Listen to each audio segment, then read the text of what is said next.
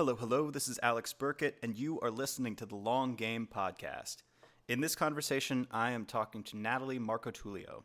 Natalie is the head of growth and operations at Navatic, which helps brands build interactive product demos to increase conversions and speed up sales cycles and adoption. In this conversation, we talked about strategic trade-offs. You can't do it all, at least not all at once, especially when you're a solo marketer at a startup.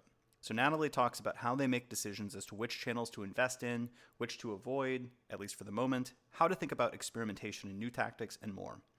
We also cover what founder DNA looks like, the, quote, pass me the ball mentality, and why it's needed for startup success and growth, and much, much more. Without further ado, here is my conversation with Natalie Marcotullio.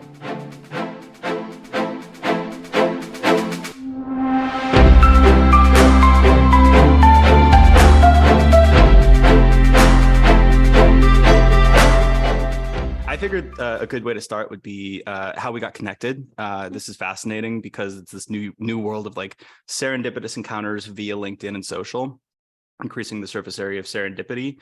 And we got connected because Maria Delano mentioned you by name on a LinkedIn post of mine. I've been trying to LinkedIn post more often to become a little thought leader. So she mentioned you as somebody that she goes to specifically to follow, which is like high praise, right? She specifically goes to your feed to see what you're posting. So what is your secret? It's funny because you said how you're trying to become a thought leader. I would say social media does not come to me naturally. So diving into this world of LinkedIn thought leadership it's been interesting. I barely post on my Instagram, but I'd say what I try to do on LinkedIn at least is really not just focus about quantity and get a post out every single day to mention something, only really posting if I have a unique angle or a unique data on it. And I think that's hopefully why she said that is someone she goes to, and I really appreciate that praise. But when I post, really just thinking again, like, have I seen anything like this out there? Could someone else make this post? Are there unique insights, again, that I have from customers or from our experience at Navatic that I can share? So hopefully if anyone does see it, it is something new and different and not just kind of what they're seeing on their feeds. So your secret is you post really good content, basically. That sounds like a cop-out answer, but I will say I think it's more about the unique angle than even anything really fantastic. What's really nice is a lot of times I just repurpose our blog posts. And I know that we did the research and the time when outlining that blog post to get that unique data, insights, examples. So by the time I post, I'm basically just like taking the highlights from that post. And I already know that kind of the hard work's been done. So this is repurposing, like you're doing a lot of like the long form or like original research. You have a seed piece of content. You're not testing necessarily net new messages on LinkedIn. It's more like you've done a bit of heavy lifting and this is a distribution channel. It's funny because it's actually kind of both ways. Like I'd love to say I have this perfectly organized funnel where first I do the research and then I do the blog post and then it's the LinkedIn post, but I've seen it go both ways. Sometimes I will do a blog post and then again, take the insights for LinkedIn. And then sometimes I just have an idea for LinkedIn, or sometimes what I'll do is if I see a comment does really well in another post, then I'll turn that into a piece of content. So for example, someone was posting like, what are your marketing hot takes or something? And I posted, I don't do email marketing. And it got like 20 likes, which was not what I was expecting. I thought people were going to come at me for saying I don't do email marketing. And then I made a post that was just like, here are 4 things I'm not doing this quarter. I'm a solo marketer. I only have so much budget and bandwidth. This is what I'm not doing. And so that regard, LinkedIn started. And then I'm thinking from here, okay, maybe is there a piece of content, a podcast or blog post I could turn from that LinkedIn post? So it's kind of all circular. There we go. Yeah. It's not necessarily always starting from one way, going to the next. Why do you not do email marketing? The money's in the list, everybody says. I have 2 reasons. So one, we sell to marketers and I haven't gotten to a point where I can think of a new unique angle for a new email they need. There are so many amazing newsletters, company newsletters, like things that are already out there that I'm just struggling to say, here's a new angle that I have that you can't already get. We do like customer newsletters where we give product updates and things like that, but just like a generic newsletter. And second reason, we just don't really gate anything. So I just don't really have a lot of emails to send unless they're actively in our pipeline, in which case they're in our pipeline. Maybe I'll do some, hey, you book time, but you need to follow up, like those types of emails, but I don't really need to drip them.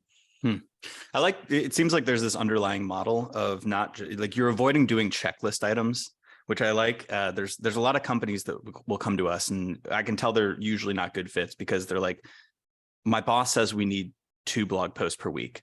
And then it's like, well, why? What do you hope to accomplish? Like, how do you hope to stand out?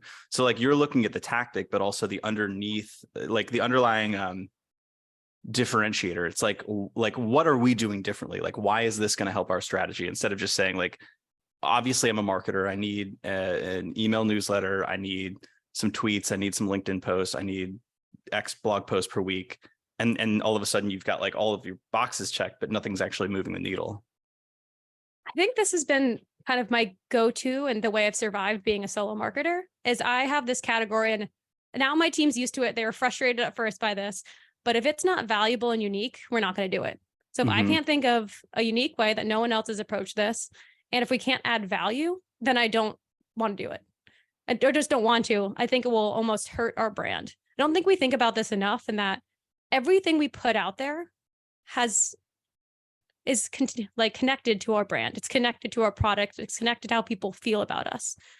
So by putting out something that's subpar, we could actually be hurting our overall image. And I don't blame marketers. I've heard that a million times too, where my boss said, this company does an email newsletter, so we need it, or this company. And it's hard to say no, right? Like it worked for them. Why wouldn't it work for us?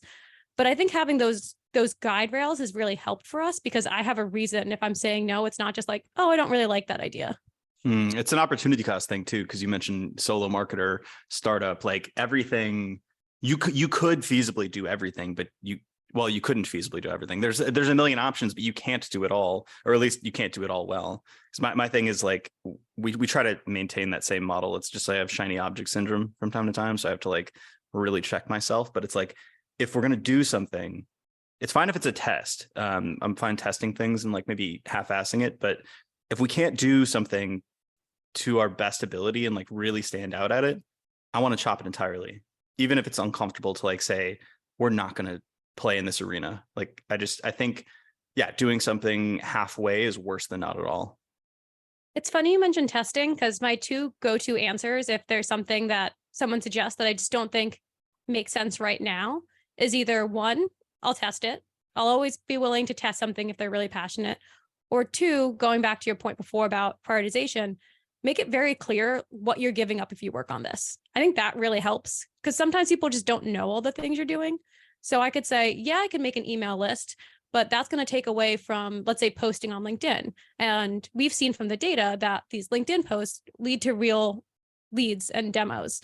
So I think it is our job a little bit too to educate, like, yes, I'd be happy to take that on, but you have to understand what I have to give up to do that. And then oftentimes like, oh, no, don't stop doing that. Okay, that makes sense. We'll pick this up next quarter or think about it again next quarter. How did you land on LinkedIn as a channel, and like what's the strategy behind that? It looks like you post a couple times a week. Is the rest of the team posting? Are you enabling them? Tell me the story of how LinkedIn became a focus. It really started with research. Like we didn't start right away. The second I joined, I was posting on LinkedIn 2 times to 3 times a week. I've been at Nevadic for about a year and a half now. And at first when we had like big announcements, I would post, but really was not a consistent schedule. But what we were just seeing is we were getting a lot of the organic, like word of mouth leads. Like some of them, that's where they were coming from. Like maybe a customer posted that they launched their product tour, or someone was just talking about product tours. And it kind of just became clear, like this is an effective channel. Plus, at some point, it's kind of obvious, like we sell to B2B marketers, they live on LinkedIn. And then this year was really the year where I'm like, okay, I'm going to amplify it. And I'm going to start with my profile. So we haven't really branched out as much to other members of the team. Honestly, when it comes to that budget and bandwidth thing, I think really we're like, let's prove this out first with mine. Also, it just makes the most sense. We're selling to marketers. I'm a marketer. I kind of know what to say to them. And then again, going back to that unique and valuable content, it was, okay, I want to do this. I want to expand on my channel, but I only want to do this if I can think of valuable things to post. So that's why I'm not posting every day, because I wish I had an amazing insight every day, but not there yet.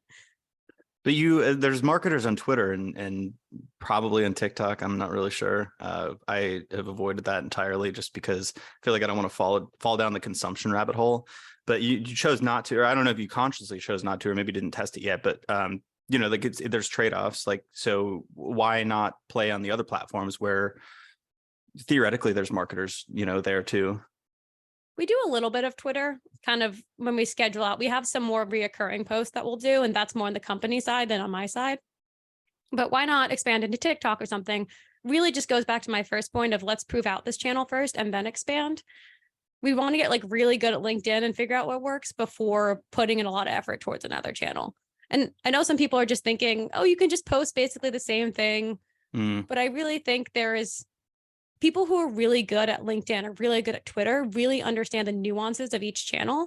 And it takes a while to get there. So first we're trying to figure out what content does really well on LinkedIn, then tackle another channel and figure out the nuances. Also just lowest hanging fruit. We just know, again, from research, from own internal testing, that this is, while yes, marketers are other places, our ICP of B2B SaaS marketers, this is where they're at.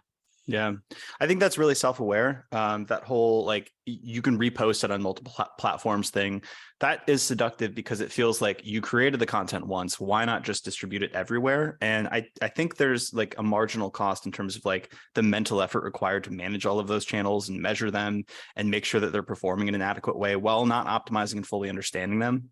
Because with our podcast, and we do these webinars called office hours, we still post the office hours onto YouTube, but like with the podcast before, we're like, well, we have this video content, we have clips, we have all of these different assets we can use for YouTube. So we would just repost there.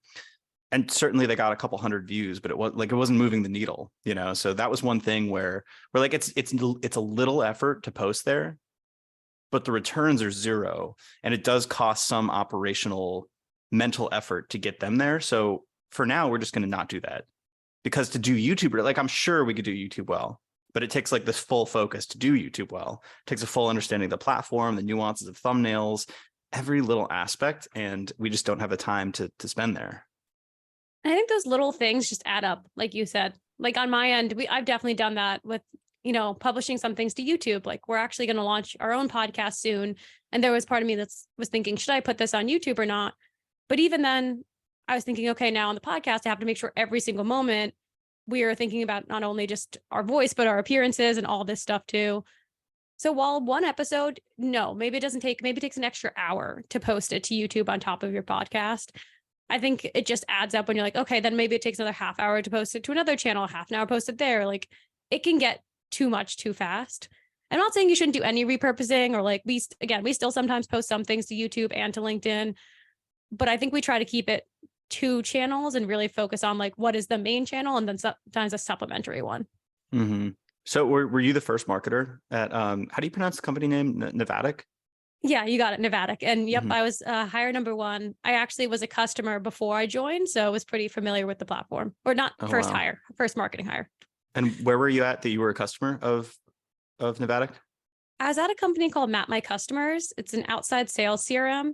Very different ICP. We were selling to like outside sales folks, which I didn't know that was still a thing until I joined that company. So it was a big shift going from that to marketers.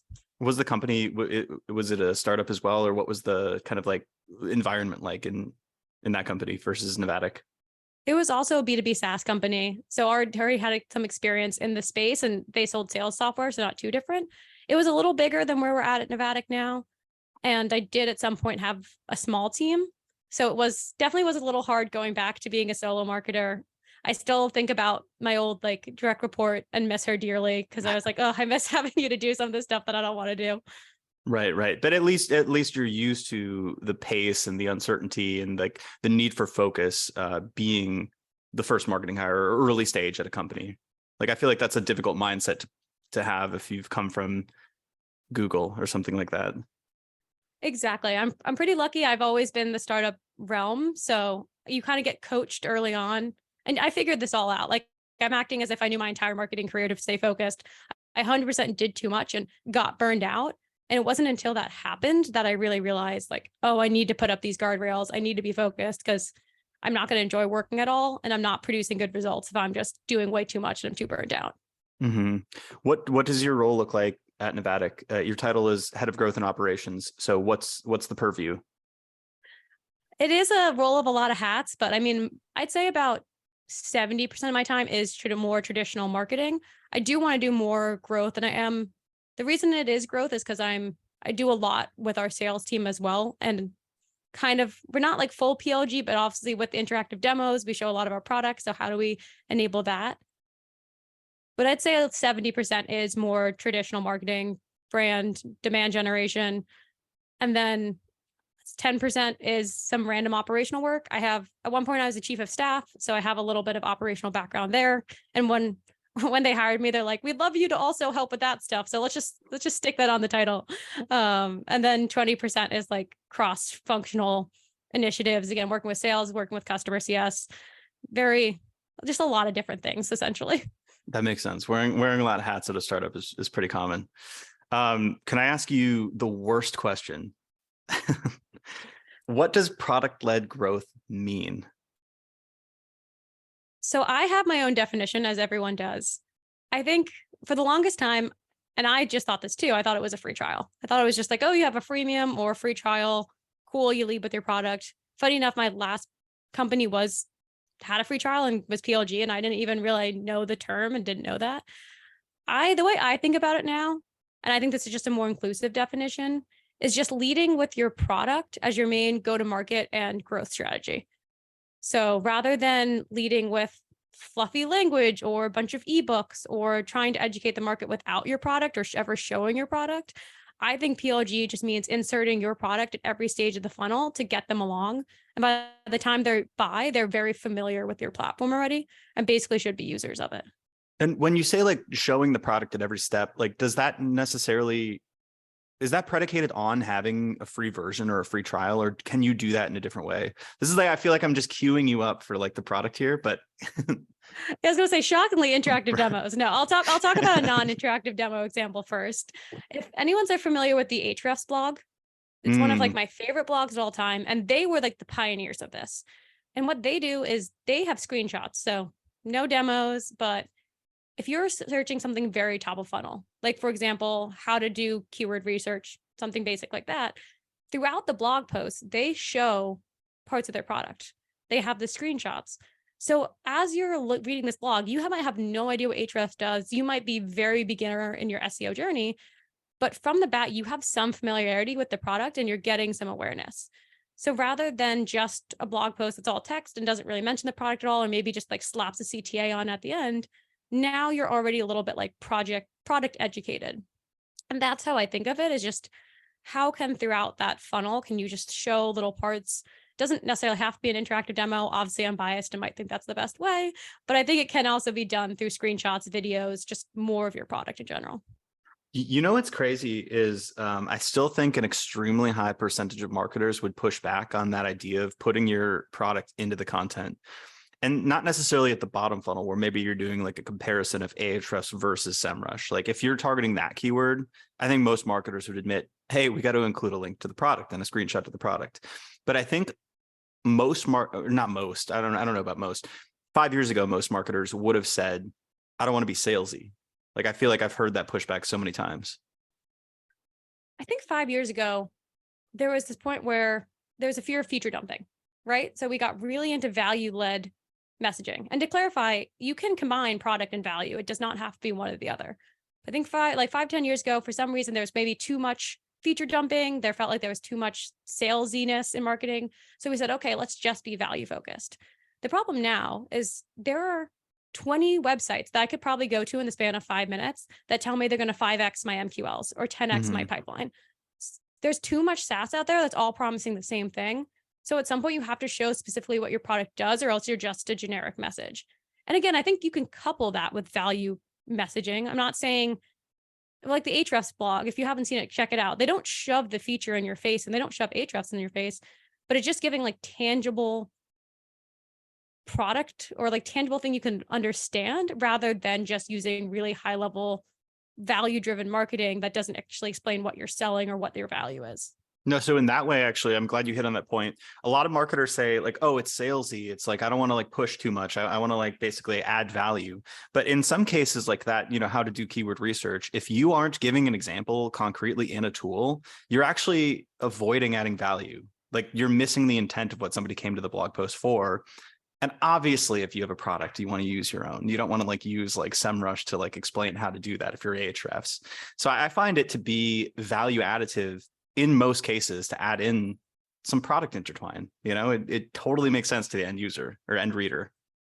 And I think we're seeing with blog posts, people are also just kind of sick of images or non-image only, like only text. So we've Mm-hmm. seen even some customers, like for example, Cognicism made this awesome blog that was, how to search for a CEO's email, super top of funnel, but they put a little interactive demo in it showing how to do that in Cognicism. And I don't also think I'm saying that right, but I have no anyways, idea. um, but even if you're, when you see that, you think you're just being walked through how to search something. You're not necessarily feeling like, oh, I'm being shoved to using the product. And it's just more interesting than reading. Let's be honest. Like we've gotten much shorter attention spans now. Something that I can click through and learn is going to be much more engaging than necessarily just a wall of text teaching me how to do something.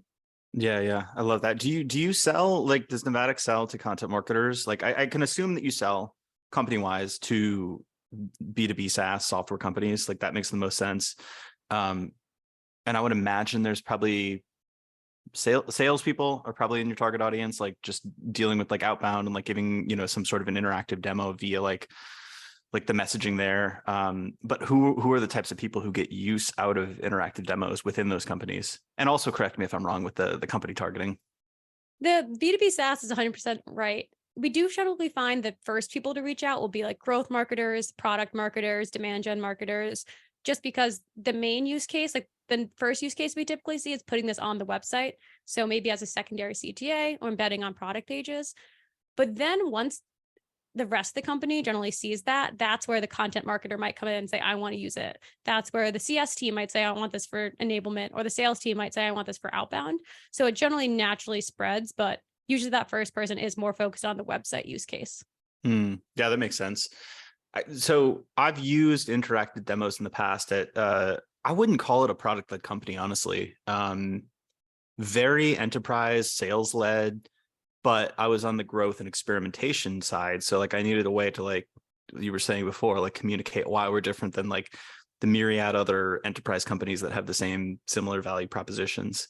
So like I understand the value. It worked for us in terms of increasing conversion rates, but like I have to imagine there's some companies this doesn't work for. Like, do you have like an anti ICP or anti persona, or like who? I'm having trouble understanding like maybe who couldn't get use out of this. Sometimes we say, if your product's like really straightforward, if you're something like Notion or Slack, it might just be easier to put them in the free trial. Just do it, for a free version. But what we're seeing is a lot more SaaS companies, and what we typically see are companies like fintech, cybersecurity, sales and martech, where it takes some time or effort to set up the product. You're probably not going to get instant value. You're probably not. And sometimes you just might not want to go through the effort of setting up the product. If it's cybersecurity, maybe you don't have the right permissions. If it's finance, maybe you don't want to put your banking information into this new product. Yeah. That's kind of where we see our bread and butter and makes more sense, right? Like you want to show them the product without having to make them put in the work. Is there like a Goldilocks zone though? Like I could see like the super simple ones not being the best, but like what if it's too complex? Like I've heard that from enterprise software companies. It's like we used to have a free version, people didn't get it. Like we actually had to walk them through and have a lot of like customer success and enablement to make sure they actually understood the value of the product. I think what you just said, that you had to walk them through and kind of handhold them through the product, is kind of the perfect reason for why enterprise products could value from interactive demos over a free trial. So we have seen, I will say, if your product is like so complex, if you're an API or something, it's a lot of back end and you don't have maybe a nice to show UI, then no, it's harder to have an interactive demo. But if your product is maybe too complex for a free trial, this is a way that you could kind of go product led, be almost call it like product led light or something like that, and give them a taste, but without having them to go through the work of setting it up and having, because ours are very guided and gated, right? Like we have step 1, step 2. So, they're being handheld. You're not just giving them like an open sandbox and say, go ahead, figure it out, click around. Mm-hmm. Are you guys using your own product, and like, would you consider yourself product led? So we are using our own product. If you go to our homepage, we have it embedded and linked out. We are not traditional, like, free trial, freemium, old definition of product led yet. It's definitely something on our mind. But for now, we want to make sure we're really making the product, as simple as possible, as easy as possible, because we hear so many product led companies come to us because their free trial activation and conversion rates are so bad. So we're really focused on building the best user experience we can before necessarily giving it out to the world. Makes sense. So shifting up to a little bit more of the tactics and strategies in your role. We talked about LinkedIn already, but overall, like, how would you describe your vision for content and SEO and organic growth at Navatic? I'd say my top line vision, and what I said when I first came into Navatic, is I want buying Navatic to feel like buying a cool new shirt or pair of sneakers that you saw on Instagram. So the way we've been thinking about B2B marketing for the longest time has been, I'm going to start them top of funnel, then slowly move them down through a series of very curated drips and points in the funnel that I control. And that's great for a lot of reasons. You get to explain the exact messaging. You get to know exactly where they are and measure it out really nicely. But it's all very you focused. It's all you're the brand talking, telling them what to do, versus, like, let's take like a brand new pair of sneakers, for example. I live in New York, and sometimes it just feels like there's this product that like suddenly everyone has. Like, I'm walking on the streets and everyone has the sneakers that all look the same. Every time I go on Instagram, like the influencers I follow are all wearing them. And just suddenly it's everywhere. And I was like, where did this come from? And then suddenly I need a pair of sneakers, and I don't feel like researching 20 sneakers. I'm just going to buy the sneakers that everyone has.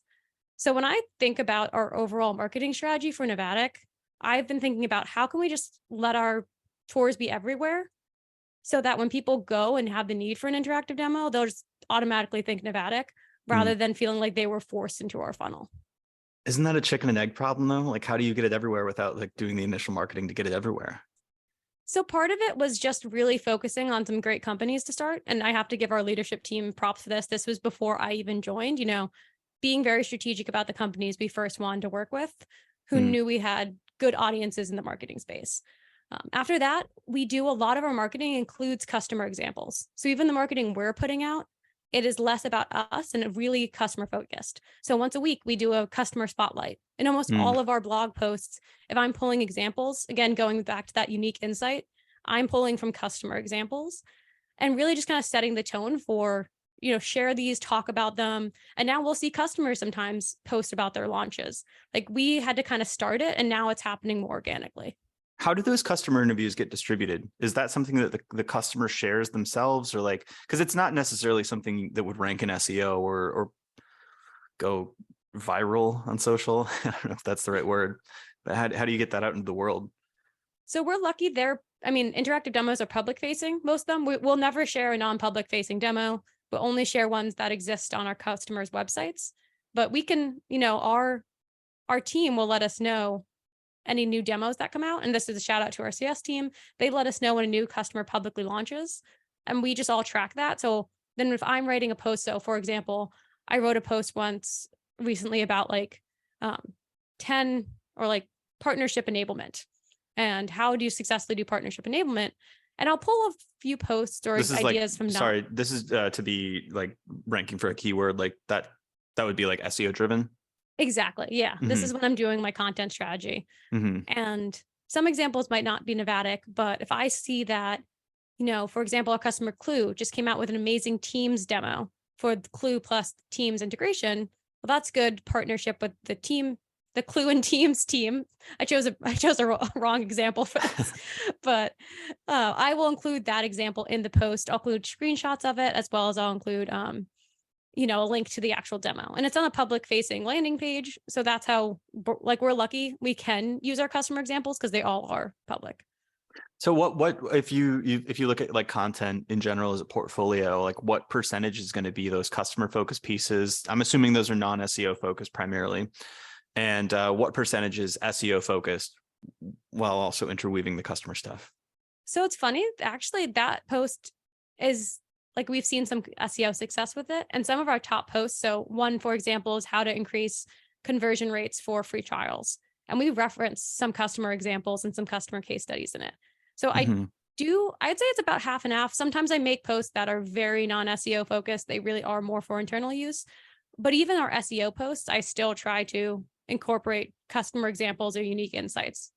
And then with the SEO post, do you have like a mental model for like top of funnel, middle funnel, bottom funnel, or any way to like sort of create discrete buyer's journey stages for it? Or is it more so just like, here's a pain point, here's a topic that people are talking about in our space? Or like, how do you build out like a roadmap of topics that are more forward facing in that way?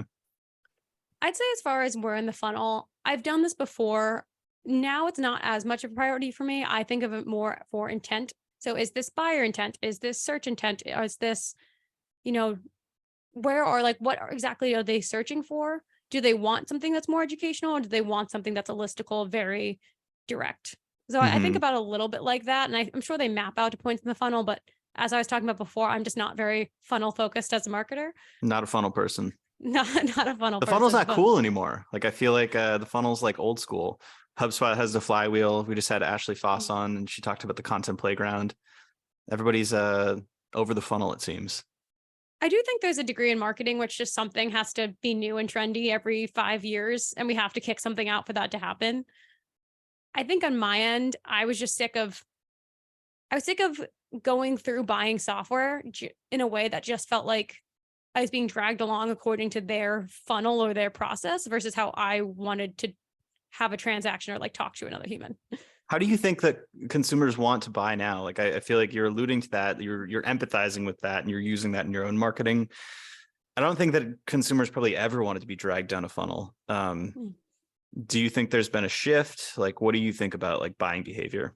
So what I will say is I actually don't think the funnel used to be bad, because I don't think people used to know how to buy. And to no fault of their own, we didn't used to have to buy B2B software as part of our job description, right? Not everyone used to be a buyer. So people used to not know how to buy. So it used to actually be very helpful that companies had the set rules and would walk you through and qualify you because you didn't know how to qualify yourself.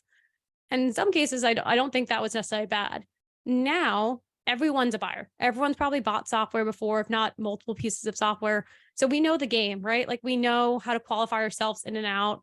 We know what sales reps are doing to try to move us down the funnel. So I think that's why people are kind of over the funnel, because it's like, I can do the research on my own now. I can go to G2, I can go into Slack groups and ask people what they're using. I can get in all the information I need up front because I know what information I need. Now I just need you to tell me the things that like I can't get and let me see the product. I'm going to ask a hard question because it's speculative. This is something I wouldn't know the answer to necessarily. So feel free to just conjecture out and we can just like speak in hypothetical land. But it seems like, I mean, there are some products where it is a centralized buyer. Like if you're going to buy Salesforce, I feel like Salesforce would be an example. It's something that costs a lot of money. You need to like procure it and deploy it throughout your company. Maybe that's a bad example. Something like maybe Microsoft Teams. I don't know. But there are my agency. Like I could, like a content marketer at a large company could find us and maybe they could like pitch us to their VP, but the VP has to like sign the contract and they're the buyer. Does that make sense? So I feel like, I don't know. First off, do you agree with that? And then second, if that's the case, would those companies still be all right running a traditional funnel or?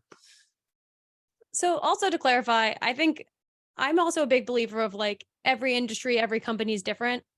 I think this is what we're seeing for a lot of B2B companies, but if you're like, no, I have a very traditional funnel and it's working and we're converting off the wazoo, then yeah, like we got to sell to the CIO or something like that. And like, it's only the CIO that buys this or something like that. I can't think of examples right now because I'm not like a CIO or something like that. No, I think there are definitely still cases where the traditional funnel and everything makes sense, but I think what we're seeing more and more. So to go back to your example, even if the person who's evaluating the software isn't actually the buyer, I think a lot more people just have evaluated software before. So maybe it's less about the person who actually signs the paperwork, and it's more just people are more familiar with how do I look at 10 softwares and decide which one works for me versus being told by the sales rep, oh, you qualify in and out. Like, I think we can do a little more of that on our own. Yeah, I agree with that for sure. Is there like people talk about demand capture versus demand creation, which I don't even know if that's like an ideal distinction. We also love, by the way, like outside of like new kind of like models, we love to set up false dichotomies in marketing. But interactive demos seem like one of those things where once you know it exists, you're like, oh, this solves a problem that I have, but you wouldn't know the solution.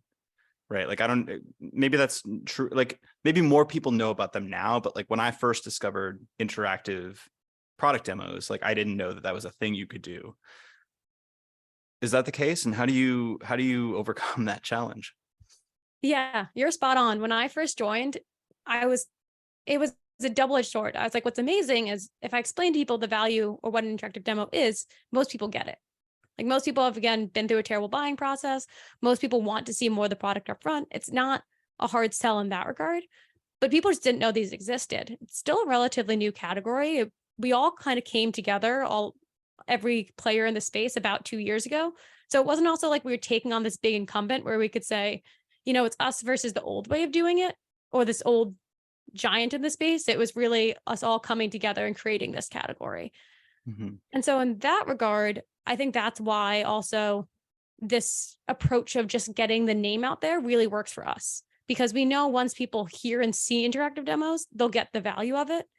And so that's why my focus was really just like get it out there versus, and yes, we're still educating them on the value, educating them on different types of use cases, but it's less like, oh, I need to fully explain the value of this category.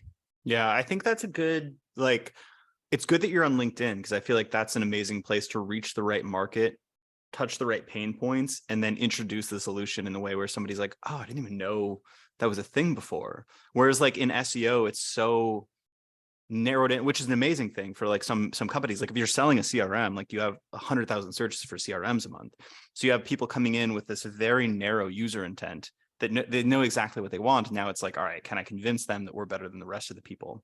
But LinkedIn is a place where kind of people are just, I don't know, hanging out, like procrastinating, at work. And like they see this cool message and they're like, oh, that's something new. Like they're in more of a discovery mindset, it seems. Yeah, I think the people who live on LinkedIn also are generally a little bit more innovators, right? Like whether good or not, as you said, they might be the people who want to be forward focused, want to be spending their time learning from other marketers, absorbing. So that's also sort of a good persona for us. Like when we're a new category, we're a new product, we want to work with people who are innovators and immediately want to be on the forefront of PLG, want to be on the forefront of new technology. So I think that's also why we've really leaned into that channel. Yeah, it's funny. I sometimes feel like it's all other marketers who are also trying to make a name for themselves. But it's like LinkedIn in the old days used to be just like salespeople. It was never like, I feel like we took over a little bit. 100%. I'm waiting to see what the next category of people is. Who knows? So I read that your background is in SEO. Yeah, I always say my first true love of marketing was SEO. How'd you fall into SEO and why did you love it? So I fell into it from, I didn't have much marketing background and got a tip from someone. Like I was studying marketing. This was actually way back in college. I got a tip from an alumni just being like, hey, if you want to get into marketing, you should really learn Google Analytics and Google Ads. And I was like, cool, I need to get a job. So I'm going to listen to you. And I did the like self-guided Google Analytics crash course and Google Ads and started learning the very basics of just SEO and Google through that. And so my first job was actually a growth hacking intern back when growth hacking was all the rage. And because I had a little bit of that SEO knowledge experience, I took over the blog and really just started learning and teaching myself. And I think the reason I love it is because it's a constant puzzle you can't solve. And Mm-hmm. there's no one right answer. Like I was never good at math because I constantly was trying to solve a problem in a different way than you're supposed to. I'm not very good at linear instructions. There's a reasons I like startups all over the place. And I love the concept of SEO because there are multiple ways to approach this problem. And it was a lot of pattern recognition. I think that is something as marketers that we really love to do. And the best marketers are good at pattern recognition and are really good at understanding when to break that pattern. And that was what SEO first taught me was how do I get something to rank? Okay, this did well, this did well.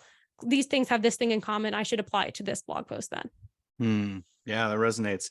This is self-serving because I've done SEO and conversion optimization or experimentation, but I always found the people in those fields the most interesting because it's like this blend of art and science.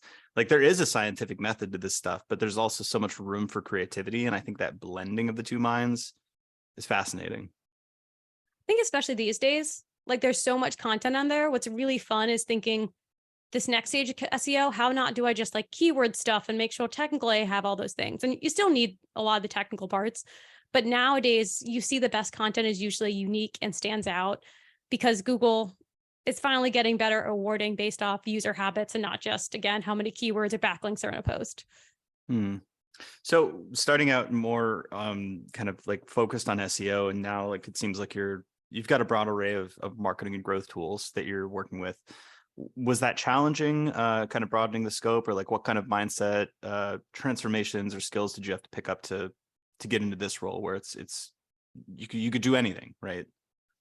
When I first started, I'd say it was really challenging. And it was also a little bit what drew me to startups. 'Cause it was just a yes mentality. I remember my CEO would be like one time I suggested had that we should change something in the code to make our landing page perform better. And he's like, okay, you can recode it, right? And I was like, I said on my resume, I had HTML experience from Code Academy, but sure. Nobody, I But never thought people would ask about that. I was like, I thought I could just hide that in there. But I think working at a startup, you just get very used to this yes mentality of, I guess I'll learn, I guess I'll figure it out. And I really like that. I think I get bored kind of easily doing the same thing.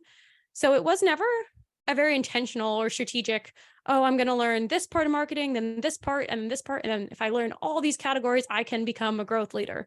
It really just was constant need for a little bit more. And I started as an intern, and then eventually my boss, who was running all of marketing, got moved to CS, and then I had to take over all of marketing. And it really just came a need rather than a strategic decision. Hmm. But I think that's one of the best things we can do as marketers is just, I mean, obviously, again, prioritize your time, all that. But if you want to try something new or get involved with it, just say yes and test it out and see. The worst that can happen is if no one's doing that thing, that it can't be worse than nothing. So Yeah. So I think that you're touching on a mindset that I think it's essential for startups. And mini rant, but I've seen some people on Twitter and whatever, like they're complaining that like they got hired for this role, and now all of a sudden it also requires that they do this and that, and like they list off a bunch of skills that weren't necessarily part of the role. And in my mind, like I'm like that's what I wanted. I like when I was at CXL and it was like, hey, you got to learn Google Tag Manager. I'm like, yes, finally, this is cool. This is a new skill, and I get the chance to actually do it on the job. This is amazing. But I call it like the you want the ball, like it's like pass me the ball mindset, where instead of like trying to like shuffle off and like be like in your lane, like you actually want the ball and you want to like take the shot. And I think that's critical at the startup phase. every big change in my career has been because of exactly that, has been because no one else wanted the ball maybe at that moment, or no one else had the bandwidth or time to pick up the ball. And then it just got thrown in my court. Like that's how I ended up becoming a chief of staff, not because I ever strategically said, I want to be a chief of staff.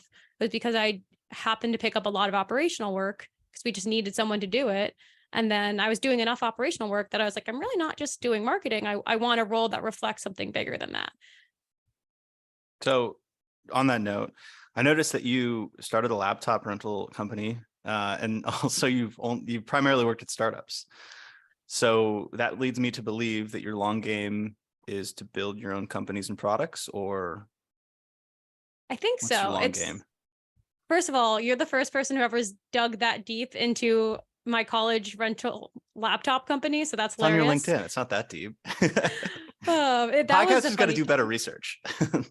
That was hilarious because I was essentially like a senior in college, and we'd get a buzzer on our phone that someone ordered a laptop, and I would be like hanging out with friends. I'd be at the bar and be like, oh, I have to go deliver a laptop, and I have to run home, get a laptop. We had a bunch of Chromebooks that we just rented out to students because our school didn't have any program. It was part of like an entrepreneurship class. I didn't just do this for fun, but that was a funny time. To go back to your original question, I think eventually I got really drawn to tech because I didn't see a lot of females doing it, especially entrepreneurship in general. And for the longest time, I said, I want to be a founder because I just didn't see many female founders when I started. That's changed so much over the past just like 5 years.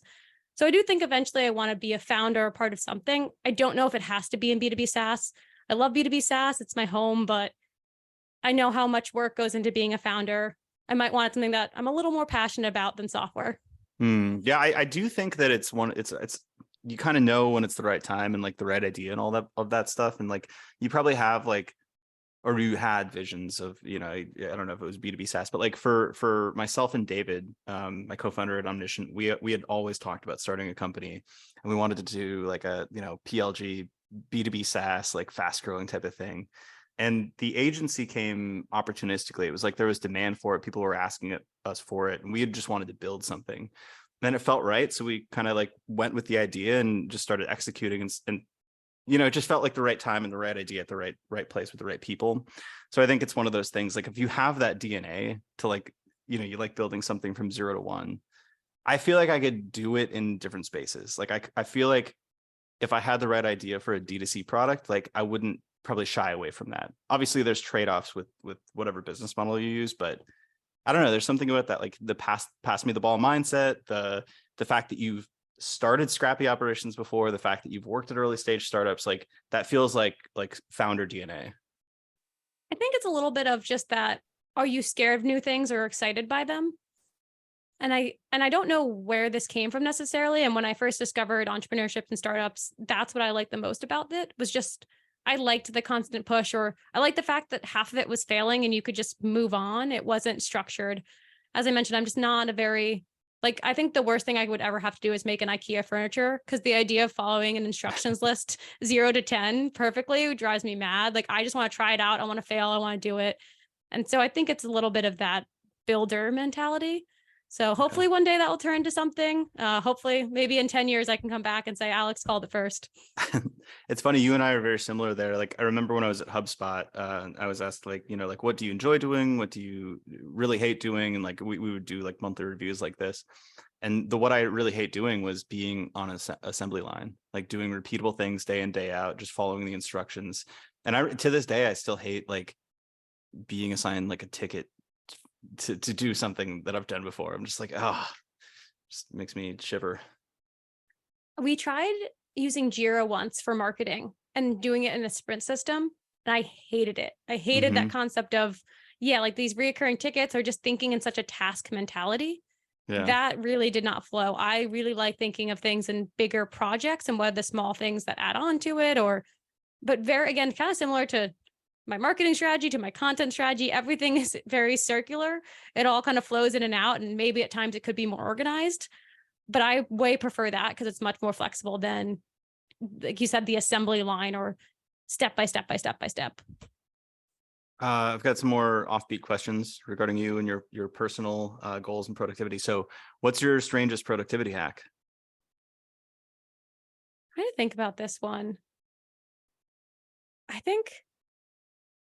don't know if this is a hack I think this is kind of, people have heard this before, but if I'm feeling like really like I'm trying to think about an idea or trying to come up with something creative, I almost always try to like get off the laptop, stop running, start walking, start listening to other podcasts or something while I'm running, walking, or like just doing something else with my hands. Like maybe that's it, just not sitting still. I can't be productive and think creatively if I'm doing that. Even on this call, I've been like twiddling my case right now. Really? So I don't think that's anything that unique, but didn't even really notice. Just, well, it's off camera, luckily, but yeah, I do that. I do the same thing. I'm like holding my chapstick right now, just like twirling it around. It's so exactly. Funny. But not really productivity hack, but just giving your time and space to do that. I think that's also been a key to my marketing here. Is I always call it measuring input versus output time. I think it's very easy in startups just to measure your success by output. How many things did I do today? How many hours did I work? But every good idea I've had, every single one, has come from input time.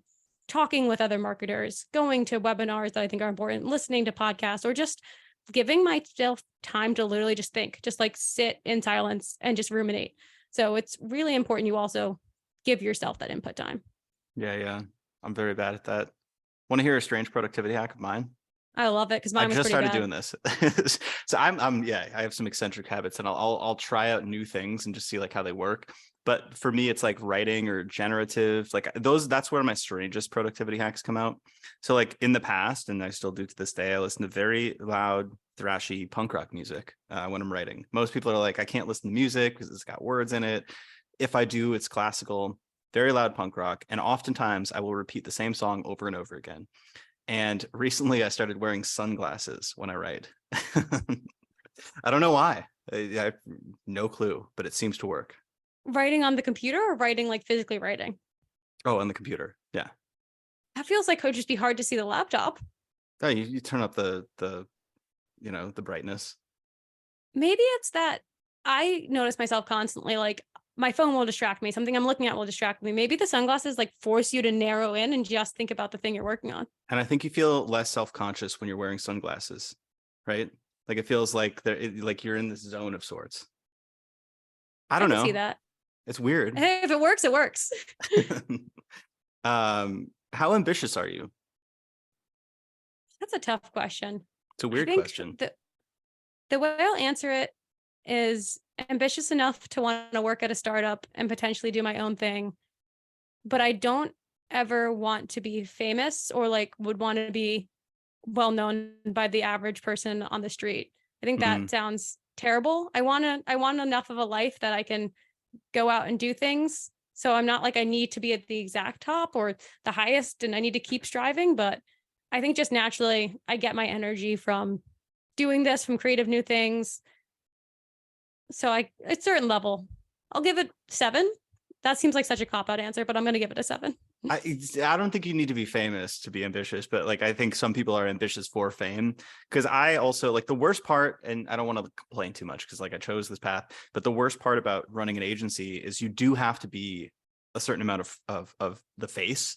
So I love doing the podcast because it's like, I get to talk to smart people and I genuinely find this fun. But we were talking about before social media.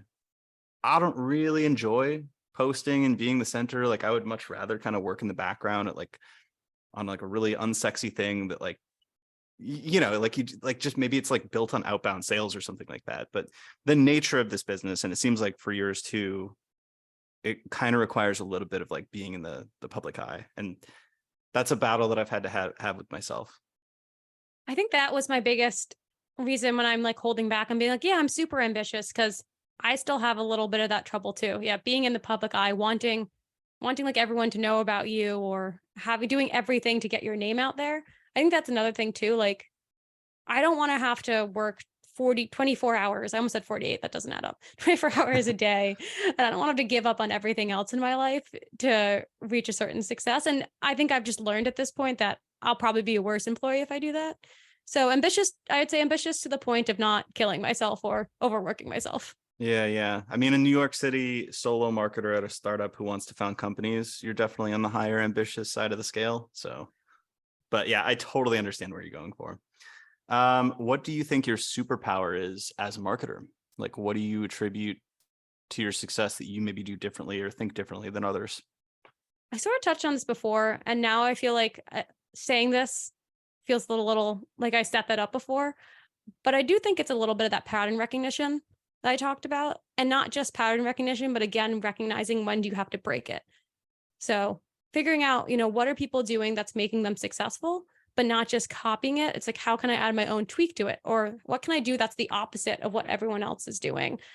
I think that at least we sell to marketers. Hopefully they just respect seeing something different and unique and seeing something that's still successful, but a little bit out of the norm. Mm-hmm. If I could add to, I would say it's your awareness of trade-offs and the need to sacrifice nice to haves for like what is going to be truly impactful. Because I think that's one of the rarest things that I've seen among marketers and generally people. When you run a company, those things inherently because it's just like you have all the skin in the game. But I think it's pretty rare to have that. I appreciate that. I guess my other biggest superpower is saying no then. Mm-hmm. It's tough. All right. So these are similar, but like I have a couple rapid fire non-marketing related things if you're down. Let's do it. Who do you admire professionally and why? I admire, so I was talking before about female founders and how you don't see many of them. Melanie, I'm pretty sure, I don't want to mess up her last name, but the founder of Spigot, she Mhm. was one of the first female founders I saw. And one time, I think like 3 years ago, I saw her on a webinar. I reached out to her and she took a call with me. And not only was that so impressive, but just seeing her pave the way. So really anyone, just any space sort of paving the way when it's not, they don't have a role model always or a blueprint to look after. If you could create a category in Jeopardy, what would it be? And would you get every question right?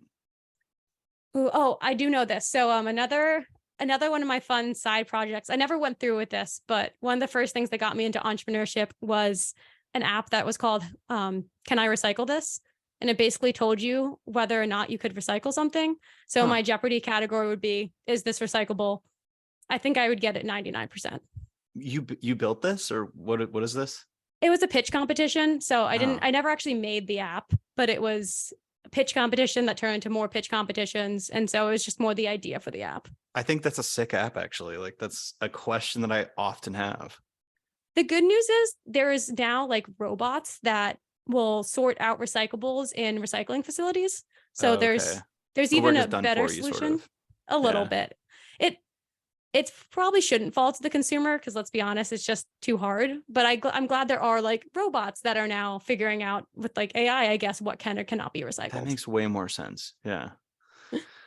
Which talent would you most like to have? I wish I could sing. I love to sing.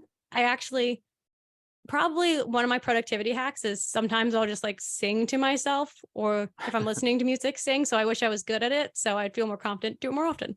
Yeah. That's my answer too, by the way. I think that's hard to develop. Unlike other things, if you wanted to learn French, you could just spend a lot of time. But singing, I feel naturally capped. Do you consider yourself more scientific or artistic? So it's funny because if I answered this 10 years ago, like I used to be really into art. I was an art minor in college. So I'd always say artistic. I never thought of myself as like a scientific person. And I think I'm still going to go a little bit on the artistic scale. But I also got really into operations and sales ops and really loved building HubSpot reports and connecting different integrations together and figuring out how to make it work. So I think I'm actually pretty in the middle. I'll still get a little more artistic, but it's kind of shifted as I've gotten older. Coming from somebody who worked at HubSpot and also uses HubSpot, I find it shocking and admirable that you enjoy building HubSpot reports. So Shout out to as you will. HubSpot. Have you ever built a report in Salesforce? After you have, you'll love Yes. building reports. No, in I HubSpot. agree. Okay, that's a good framing. Yeah. Context is everything. Contrast. If you could have dinner with one person, dead or alive, who would it be? That is a tough one. I'm like a big history nerd and like loved it. I feel like this is a cop out, but like loved like Hamilton and things like that. So I feel like someone from history from that era. But I never have a good answer for this one. There are too many people on my mind. You don't have a specific one from the Hamilton era? Well, you could say Hamilton. I think Hamilton I wanted to be interesting. Hamilton just Yeah. because I want to be like, how do you feel about this musical about you? Did you like it? Is it accurate? That would actually be an amazing conversation. I like that. Yeah. This is just upfront. This is a hard rapid fire one, so just take that as you will. But what do you consider the most overrated virtue? Hustle culture, easily. I'm so sick of us. And yes, working hard is important, and I think it can get you a long way. But I'm sick of us prioritizing hours and just like grinding it out over working smart and strategically. And I think it really can hurt us. So, for example, we see all these complaints about like, why is everyone sending a million outbound emails? I'm getting spammed. But because of hustle culture, you're literally measured on the number of emails you sent a lot. So it's like, okay, I'm working hard and doing well at my job by reaching as many people as possible, versus if I'm just strategic and I reach out to 5 people and I really think about what I should say to them, it might take me a third of the time. So I'm very sick of us just like fetishizing hustle. I like that. What's a career choice that you considered but didn't pursue? Originally, I wanted to go just into like data analytics marketing, kind of why I learned Google Analytics and ads. So almost didn't go the startup route entirely. Also, actually, this is probably a more drastic one. I wanted to work in museums when I liked art. And I interned at a museum and hated it. I loved the art, but like museums could not be more, this is the way things are done. This is the rules. There's not much room for innovation. So I quickly realized that was not my forte. What did you do at the museum? I just was an intern helping with a bunch of random stuff. I think I was technically marketing, so maybe I sent like emails and cleaned up lists and all that stuff, but it was nothing very fun. That's a good answer. And to your other note on data analytics, I feel like that is just a foundational skill that underpins almost anything you can do, not just in marketing, but product as well. And it's almost always the skill that's lacking. So I feel like that's going to, no matter what else you do, like that's going to be a great foundation. That's why I think I said before the mix of art and science. I'd love to say I'm just an artistic creative person, but through like, again, I've slowly gotten more into operations and all that. And I think just realize the power of when you can analyze your own data or see the data, how much then the strategy and how much you can build on top of that. Mm-hmm. Okay, one more. This harkens back to the first question I asked, where it was about you being a thought leader that people go towards to follow. Who do you follow? What blogs, podcasts, influencers do you go to? So I have a few. I'd say to start, I really love a few people in the growth space who really taught me, because I chose growth because I didn't want to just do marketing, but I didn't really fully know what I was signing up for. So a few people who really taught me what growth was. One is Andrew Kaplan. He just put out this amazing like guide to growth. Highly recommend it. Anyone in the growth space. It's incredible. It's free. He was also ex HubSpot. Don't know if you guys ever overlapped. We just know each other online. Perfect. I'd also say Brendan Hufford. He's also in the growth space. And then some of just my general favorite B2B marketers, classics like Nick Bennett, like Mark Huber, Aaron Balsa, all amazing. Yeah, good list. All right, cool. All right, that's the conversation. Where can people find you online? This is going to be shocking. I'm going to say LinkedIn. LinkedIn. All right. Well, thank you so much. This conversation was super fun. Yeah, thanks so much, Alex.